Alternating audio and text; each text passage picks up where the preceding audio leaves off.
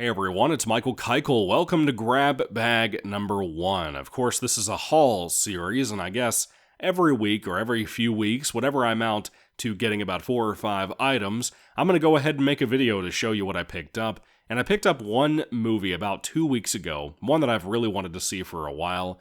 Pretty much all of these haul videos will be comic related, in case you're not, familiar with my channel. It's a comic channel, and I also cover gaming stuff. And I pick up games every once in a while. I've pretty much over the last 2 years grabbed up every used game I could from this local store that I love. There were games that I've been looking for a long time, or racing games, which I've recently gotten into very heavily over the last couple of years.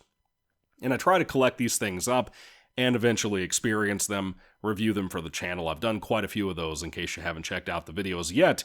I don't have many videos on the channel yet, but I do have quite a bit. But anyway, I wanted to kick off this stuff. I do have some comic stuff to talk about first and foremost that I guess I'll get to.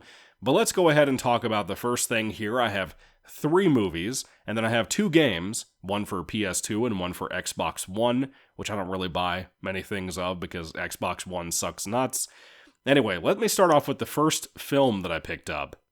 Ghost Rider: Spirit of Vengeance is a film that I've wanted to see for a long time. I saw the first Ghost Rider and even played the PSP game back when they came out. And I always enjoyed the Nicolas Cage Ghost Rider film. I know that Ghost Rider also was recently adapted in the Agents of S.H.I.E.L.D. show like 5, 6, 7 years ago, something like that. Never watched it, wasn't super impressed. But I've always wanted to try out Ghost Rider comics, and I don't think I've ever read much aside from some cameo stuff. Maybe with Ghost Rider and Spider-Man or whatever.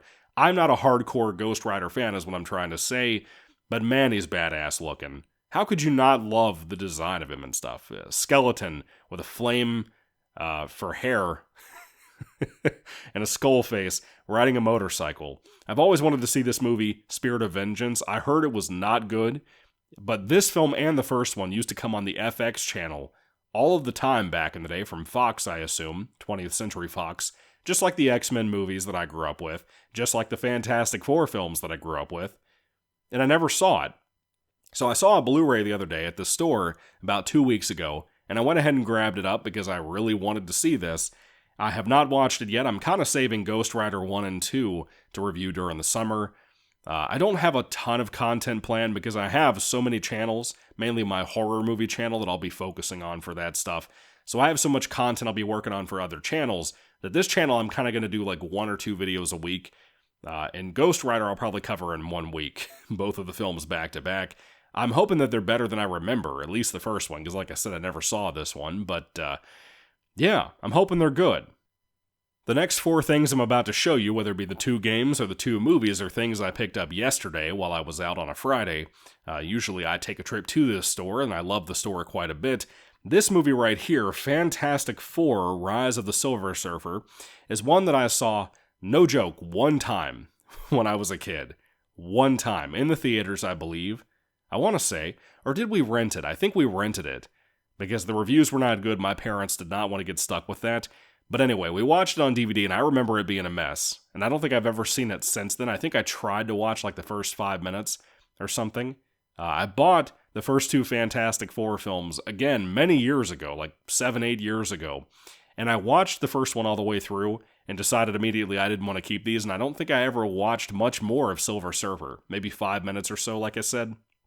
And then I got rid of them because I got married, I had to move. We've moved a couple of times since then.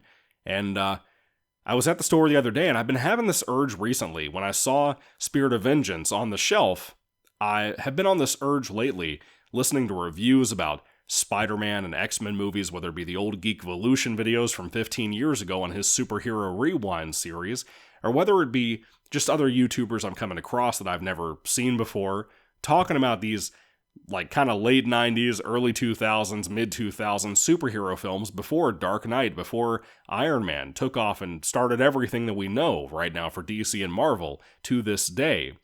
So I have been on the urge to rewatch these Fantastic Four films. I'd never seen the original Corman film that never got released. R.I.P. to him, by the way. I saw the original film, like I said, probably 3 or 4 times. I've always liked it. I have a Game Boy Advance game of it and stuff.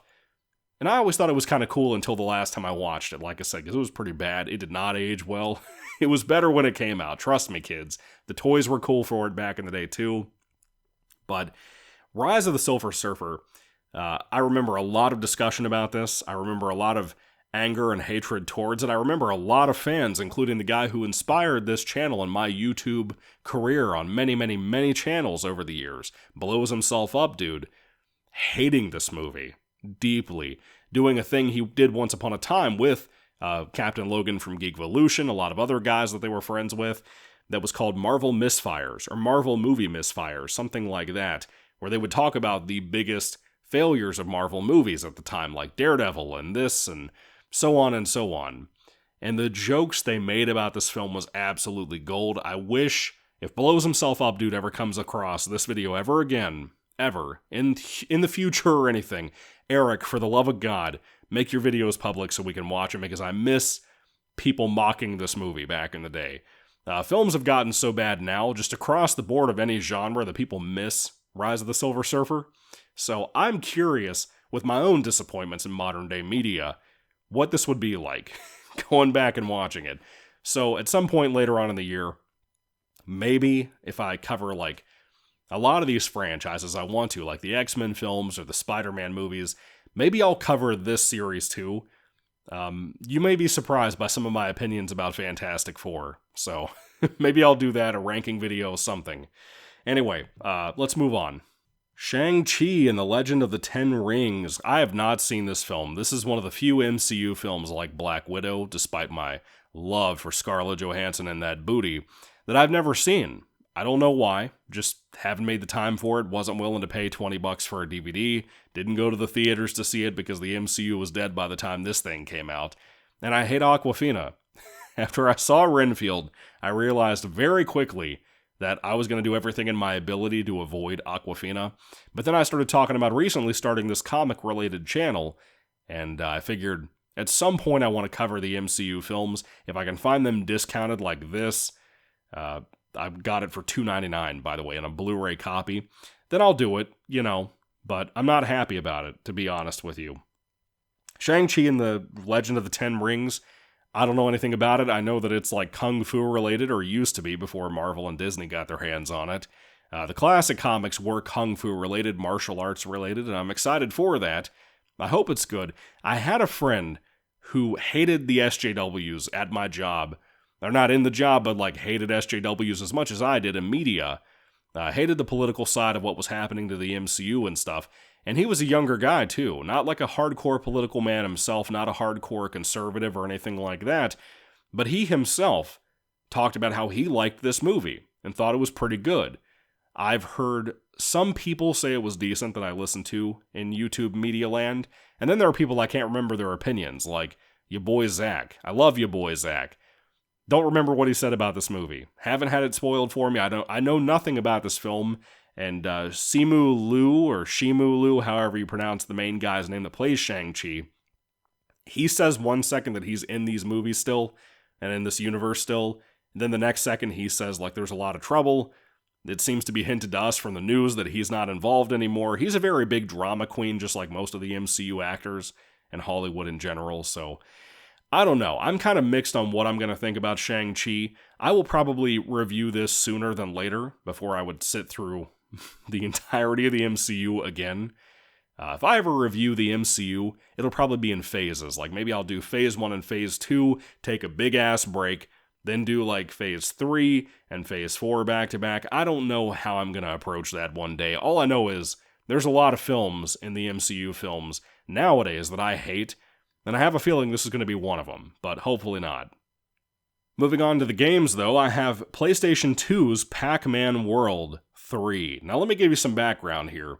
Never played this at all. Never even played Pac-Man World 2 for PS2, but I did buy it many years ago when I realized there were multiple Pac-Man World games.